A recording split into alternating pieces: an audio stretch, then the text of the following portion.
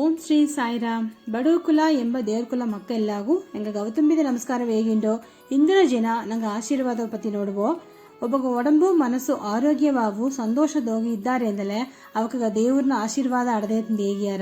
ಈ ಉಲಗ ರೀತಿಯ ನೋಡಿಲೆ ಒಂದೊಂದು ಜನಗೂ ಒರುಕುದು ಎದ್ದ ಉಡನೆ ಆ ಮನೆಯಿಬ್ಬ ದೊಡ್ಡವಕ್ಕ ಕೂಡ ಆಶೀರ್ವಾದ ಈಸುವನೆ ಅದು ಗುರು ಮಾತು ಮೊಟ್ಟ ಅಲ್ಲ ಅವಕ್ಕ ಸಾರಾಡುವ ಒಂದು ಒಳ್ಳೆ ಎಣ್ಣವು ನಂಗೆ ಬಂದರ ಎಂಬ ಅರ್ಥ ಅತ್ತಾಪನತ್ತ ಆಶೀರ್ವಾದ ಮಾಡುವನೆ ಮನಸಾರ ಮಾಡಿವಿ ಎಂದು ಹೇಗಿಯಾರ